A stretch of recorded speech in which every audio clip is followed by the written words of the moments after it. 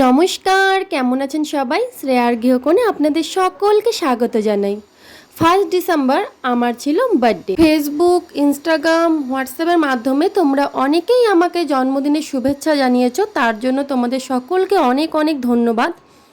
আর সেদিন আমরা চলে এসেছিলাম মালদাতে, আমার ভাস্তির বিয়ে ছিল, মানে বাসি বিয়ে।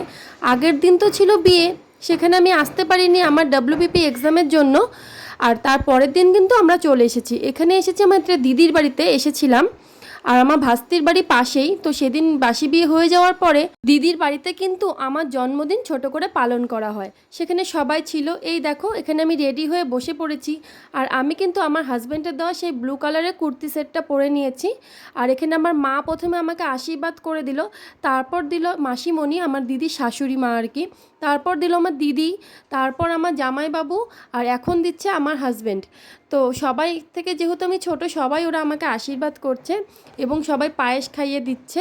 যেহেতু আমরা বাঙালি, আমাদের কিন্তু সবার আগে পায়েসটাই মেন, তাই জন্য সবাই আগে আশীর্বাদ দিয়ে আমাকে পায়েস খাইয়ে দিল। তারপর কিন্তু আমরা কেক কাটিং করব।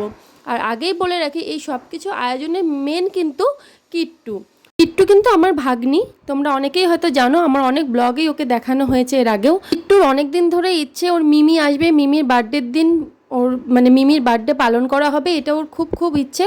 আর ও নিজের হাতে হ্যাপি বার্থডে লেখাটা কিন্তু নিজেই বানিয়েছে। আর আমার জন্য খুব সুন্দর কিন্তু একটা গিফটও এনেছে, খুবই সুন্দর দুটো গিফট। আর কেকটা কিন্তু আমার দিদিভাই এনেছে।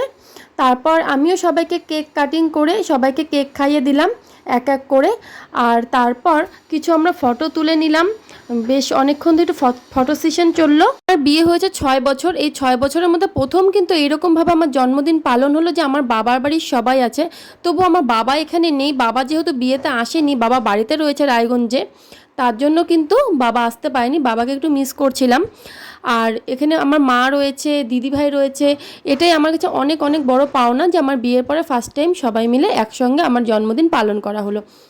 আর এখানে দেখেছো কিট্টু আমাকে গিফটটা দিল, একটা সুন্দর থালা মাটির, সেটাকেও নিজে রং করে ডিজাইন করেছে।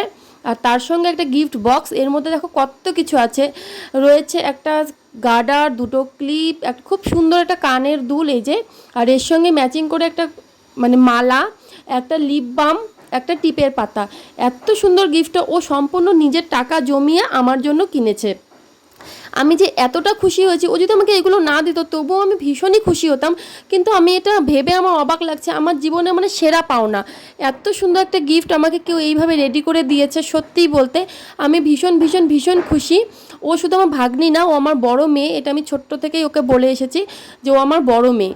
আর এই যে এই গিফটটা, এই অ্যালোভেরা জেল প্লাস ক্রিমটা, এটা দিদি আমাকে দিয়েছে। আর এই হেয়ার ড্রায়ারটা আমার জামাইবাবু আমাকে দিয়েছে। এই হলো আমার বার্থডে গিফট। আর মা আশীর্বাদ করে টাকা দিয়েছে, আর মাসিমণিও টাকা দিয়েছে। আর আমার হাজব্যান্ড কিন্তু দিয়েছে যে কুর্তি সেটটা পরে আমি বসেছি, ওই কুর্তি সেটটা, তার সঙ্গে রূপোর পলা বাঁধানো দিয়েছে। আর কিন্তু একটা সোয়েটারও দিয়েছে, সেইগুলো আর ভিডিও করা আমার হয়নি। আর সেইগুলো যখন পরবো তোমাদের সাথে আমি শেয়ার করবো। ব্লগটি কেমন লাগলো অবশ্যই এটা কমেন্টের মাধ্যমে জানিও।